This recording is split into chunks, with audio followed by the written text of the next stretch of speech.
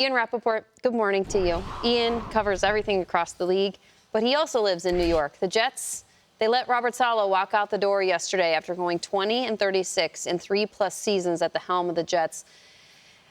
Get us to how we got here. Latest on the situation. A lot of takes on how this went down in the building yesterday. Ian.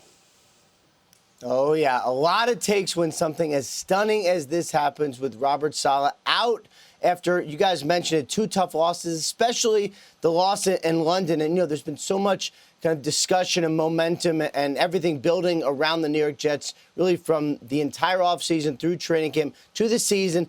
And then it kind of fell flat. And we all have spent so much time talking about what additions the Jets are going to make. Are they going to trade for Davante Adams, which, of course, Aaron Rodgers has been campaigning for and has wanted? And instead, it is a big-time subtraction that they make with owner Woody Johnson arriving at work yesterday and informing Robert Saleh, who really just showed up to do the game plan and get ready for the next game, the Monday night game, after getting through the long flight and coming back in the office, that he was fired.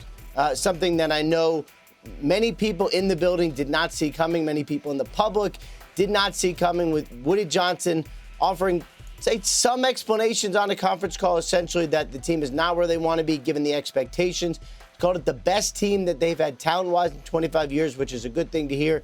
If you're Joe Douglas, the general manager, not as good thing to hear if you are on the coaching staff with Robert Saleh or Robert Saleh himself. Woody Johnson asking what are they going to do to improve, basically saying he believed that the bounce, the positivity from Jeff Ulbrich, the very respected in the locker room defensive coordinator, would provide what they needed. He was asked about how they're going to improve the offense. And I know that Saleh had some thoughts before he was fired about improving it, maybe switching play callers, leaning a little more on Todd Downing. There's a lot going on here. I know you guys are going to get all into it. Woody Johnson deciding that the best answer to fix this offense that has struggled was to fire the defensive-minded head coach and maybe get some new leadership for the entire group.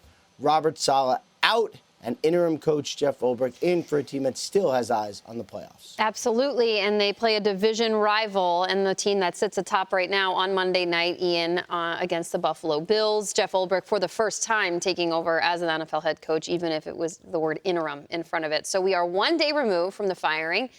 Where do you go, Peter, first with the Jets moving on from Robert Saleh? I think Ian Rappaport hit it perfectly. There wasn't a ton of explanation for Robert Saleh from Woody Johnson, and I don't know if he needs to necessarily give him one as the owner of the NFL team, but the key word was spark. Spark. It felt like the bloom was off the rose, if you will, and in this case, they were trying to figure something out to get this thing going before it's too late. This was Woody and Christopher, that's Christopher right there. This is Woody and Christopher's opportunity to come and try to say, let's not, put a white flag up on this season. Let's get off of Christopher Johnson, because that's not Woody Johnson. I think Woody Johnson is the one that we would be showing on this one. And in a lot of ways, I think you're trying to say, all right, guys, let's get this off. That's Woody right there. We've got to get the right people involved to show. And that's Robert Saleh right there.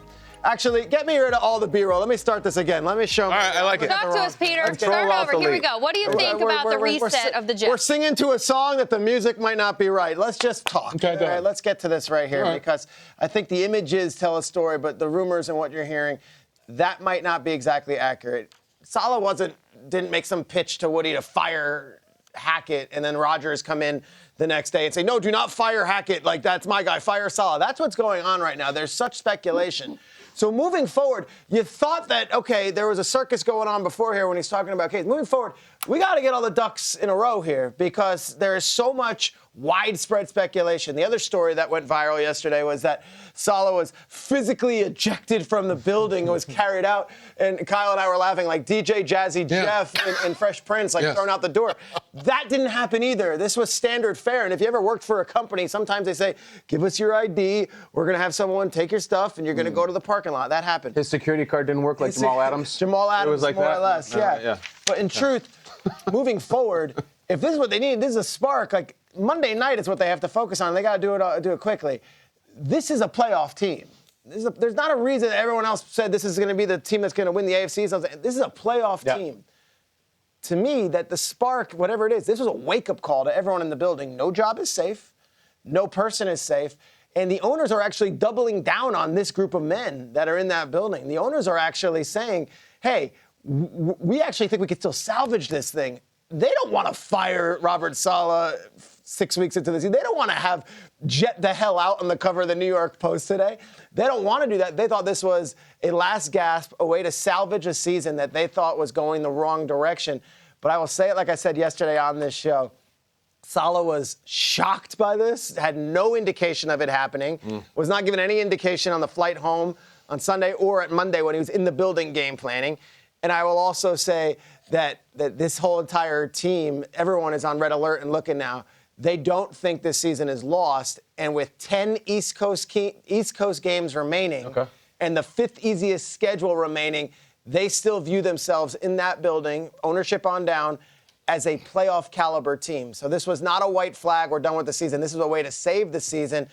It's just unfortunate for Robert Saleh. He will not be a part of this. And if they do go on this wild run to the playoffs, he'll be watching from afar or at the golf course or wherever he wants to go. He might have to go to Thailand like our guy Cliff Kingsbury because he might not want to watch this because this team still has so much juice left in that building. Yeah, Peter, they do have a lot of juice. I mean, Monday night, they have an opportunity to move into first place in the AFC East. I mean, they're still in position to do it.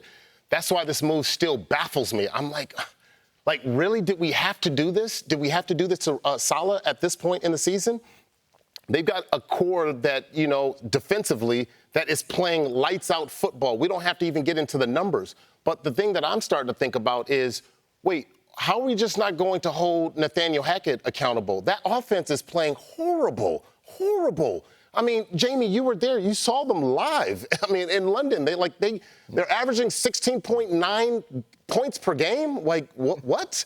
And then think about what, Nathaniel Hackett did when Nathaniel Hackett was in Green Bay? With the Broncos. Oh, with the Broncos. Yeah. With the Broncos. Like, that team couldn't move. They were the ones that were averaging, 16.9 points per game. They were 21st in offense doing that. They were 5-12. And that same nonsense is carried over to the Jets here. And because, he has a relationship with Aaron Rodgers, we're going to excuse that. You have 2 dope running backs that in the last 2 weeks, they've done nothing. Like, I would say you put that tandem up against anybody in the league, and you go, man, you've got these 2 dudes in Breece Hall and Braylon Allen that can play, and they're not doing anything. I mean, 19 carries in the last 2 weeks for 27 rush yards? Where did they do that at? Like, we need to talk to Nathaniel Hackett. Like, did Woody talk to Nathaniel? I know he talked to Aaron Rodgers, but, anyways, I'm confused on how he gets thrown in, and we don't have any questions for Hackett. No, I hear you completely. And the season's not over, and they play a very beatable Buffalo team, and we see the surge the Jets and any team gets from an interim head coach. We're going to talk a lot about the Jets moving forward. We're going to talk a lot about Jeff Ulbrich, but I just want to spend one more time talking about Robert Saleh right here. And I just want to re-examine exactly what happened leading up from his arrival to his firing. Robert Saleh was hired because he was a defensive mastermind, okay? Since he arrived, the Jets' defense is top 10 across the board. Last couple years, they're number 1 in many categories, the best in football. So, good job, check that box, good work, good hire. Yep. Zach Wilson sucked. That was a mistake. Not only did Saleh and management, though, fix that mistake, they went out and did it proactively without staying with Zach Wilson too long, as some teams do. They convinced Aaron Rodgers to come and help them. They made the pitch. They got the yes. Robert Saleh sat next to the Malibu pool and convinced the most talented passer of this generation to become a Jet. Then he gets hurt after 4 plays. They got struck by lightning. The injury gods have a sick sense of humor, and they decided to laugh at the Jets. So Saleh goes and wins 7 games with a combination of Tim Boyle, Trevor Siemian, and Zach Wilson, who didn't even want to start. This year, lose week 1, it happens. Win. 2-1, great. Then Aaron Rodgers plays maybe the worst game of his career. Defense is very good, loss. Then Rodgers, again, plays one of the worst games of his career. Defense is very good, loss, fired. Does that make sense? A spark. Rodgers threw 2 interceptions in the first quarter for the first time ever in a 20-year career. And I think it's interesting that Rodgers referenced a couple weeks ago the term accountability. Could the owner not have gone to the star quarterback and said, dude, you got to play way better, like way better. We brought in Aaron Rodgers and we're not getting him. Could the owner have not gone to the star running back and said, you need to play better and break more tackles now? Wouldn't have to say anything to Saleh's defense, though, because the one you hired him for is doing great, but they fired him instead. Saleh was sometimes clumsy with the media. I get it. He was soft-spoken and kind, maybe to a fault, which probably made him easier to fire. I don't think Mike Vrabel and Sean Payton would have been fired by the Jets yesterday, put it that way. But Saleh was, despite the fact that no coach in history has been fired with this record at this point, despite the fact that no interim coach in history has ever made the playoffs. Maybe it was the right decision, but I do not think it was made for the right reasons. Saleh was not a perfect coach, but I do think he was a perfect scapegoat. My take. Perfect. Love it. Love it. It's very good, Kyle. Agreed. Do you think Maybe I'm right, maybe I'm wrong. Rodgers decided to go with Saleh 2 years ago? Don't you think maybe Rodgers could have come down the hallway and said, no, that's he's one of the reasons why I came here. I think clearly Rodgers is doing this at times with Nathaniel Hackett. Like, that's my guy. That's who calls my plays. I think after 2 seasons, Peter, Kyle, maybe you can answer to this. Like, I think maybe he could have had a conversation with ownership or management that, like, hey, I sense something happening here with Saleh, but he is also another reason why I got here. I think it's more than just ownership or management turning on Saleh. I think Rodgers at times could have had the coach's back if he felt like he wanted to justify Saleh staying. But instead, when questions were asked of him, let's say after in the cadence conversation, Rodgers kind of turned on him a little bit. And I think when the tide starts to turn on the player that you are riding on to get you to the playoffs and to a Super Bowl, all of a sudden Woody Johnson's like, who am I going to get rid of here? Is it the head coach who's questioning the cadence, who the quarterback doesn't really verbally have his back in a press conference? Or is it the quarterback? You're not getting rid of Aaron Rodgers. So I think in terms of trajectory of a season, I do feel that somebody had to go. And Rodgers is going to have somebody's back. I, for one, don't know why it's Nathaniel Hackett. There was a very strange series in that game, in the Vikings game in London, where the Jets turned the ball over on downs, and on 3rd down and 4th down, 3rd and 3, 4th and 2, he handed the ball off to Braylon Allen right up the middle. You want to run the ball? I'm going to do it for you twice. Bam, bam. And they turned the ball over on downs. Rodgers looked dejected. He looked confused. Why did you take the ball out of my hands? To me, that's a Nathaniel Hackett conversation. Kyle, I guess I'm doubling down on the fact that it doesn't make sense. Saleh is not the one turning around and telling Hackett to run the ball in that specific circumstance. However, I do put it on Rodgers a little bit for saying, I'm sensing something is not right here, but I don't think it should be put on Saleh. Rodgers, I think, is going to speak later today, and he's always said, oh, my relationship with the coach is great. It's great. And I'd be interested to hear from him. Peter, my question to you, we've not heard from Saleh. Do you think we'll hear from Robert Saleh? Is he going to say something? Yeah. Yeah? I think so. Wow. I think you'll hear from Saleh probably today or tomorrow. I do. I honestly think so. I think Robert's a pretty stand-up guy, and I think he's not going to be one to just have speculation about everything. I don't know if he's going to list anything out grievance-wise or whatever it is, or he might just thank the fans. But, I'll be completely honest with everyone. I reached out to Saleh yesterday. We spoke briefly. He's crestfallen. He's devastated. He believes in this team, and that's what kills him. He thinks that this team can still go and do some things, and he feels like the rug was just pulled right from him. Whether you want to cry about it at home or not, he's making a lot of money. It's guaranteed. I get it.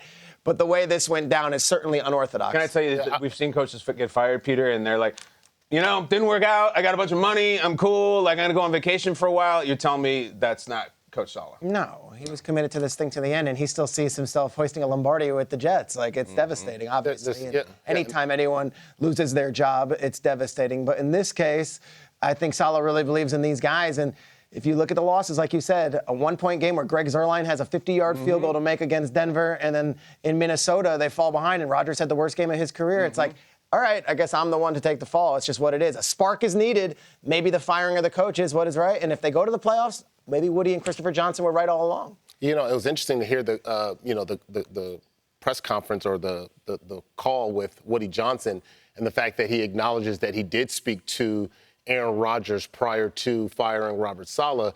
And I would love to know more about that conversation. I know he said, we talked about the game and some other stuff, but what were the deeper conversations that led to the next day, that did Aaron Rodgers in this, if he's going to address the media today, like, what was that conversation? I want to know the deep insights. Now, do we get that from Aaron Rodgers? Probably not. But and I'm not pointing any fingers at Aaron Rodgers, but I would love to know what was said in there. I think we can all say that there was something there that we visually saw. Like, I'm not there on the sideline. I don't have any inside look, but what my eyes tell me, what I see on the sideline, something ain't right.